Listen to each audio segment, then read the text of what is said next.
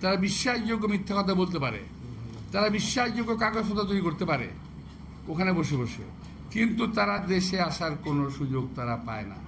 এখন আমি তো বুঝলাম না, এখন তো দেশ স্বাধীন, সমস্ত মামলা নিয়ে আসামিরা বিদেশ থেকে ফেরত আসছে বাংলাদেশে, আপনারা কেন আসেন না রে ভাই?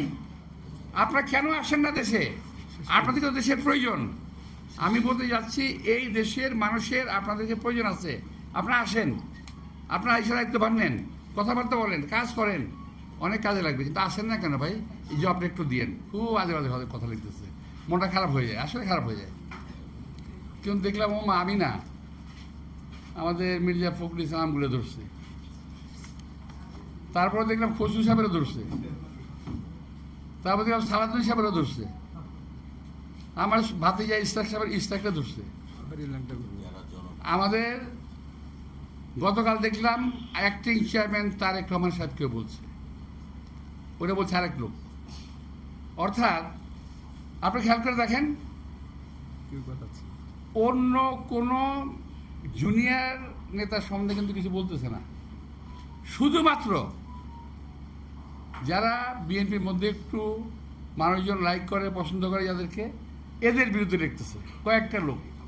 এবং আমি মনে করি এই লোকগুলো দেশ এবং জাতির শত্রু, না হলে অন্য নির্বাচন হবে না ভাই। এগুলো নিয়ে আমি আগে দিতে চাই না, অনেক কথা বলে ফেলেছি। তো যা বলছি এটাকে যদি একটু সামাল টামাল দিয়ে আপনারা লিখতে পারেন, মানুষ বাঁচবো, নাহলে কিন্তু এই ব্লগাররা যে কী করবো এটা আল্লাহ জানে। এইবারে পোস্টমর্টেম কইরা এক এক অংশ এক জায়গায় ফেলাই দেবো নিয়ে। তো এটা দিকে যদি আপনি যদি দেখেন, যদি পান, আপনি একটু দয়া করে একটু প্রতিবাদ করেন, দয়া করে ভাই প্লিজ। এখন ঢাকা অনেক বড় হয়েছে, এক করলে হবে না, প্রশাসনের একটা সুবিন্যস্ত একটা প্রশাসন তৈরি করতে হবে। এই ঢাকা মহানগরীর আন্ডারে পুলিশ থাকবে, সিটি গভর্নমেন্ট হতে পারে, এবং ওয়াসা, ইলেকট্রিক সাপ্লাই, অর্থাৎ ঢাকায় যা কিছু আছে এই জিনিসগুলো সিটি গভর্নমেন্টের আন্ডারে থাকবে, সিটি গভর্নর হবে, আর মেয়র কথা থাকবে না, যদি এটা হয় আর কি। সকলের কথা বলার অধিকার আছে ভাই, আমরা অনেক কষ্ট করে কথা বলার অধিকার আদায় করলাম, এটাই খালি ওই কয়েকজন লোকের জন্য না, আমাদের জন্য।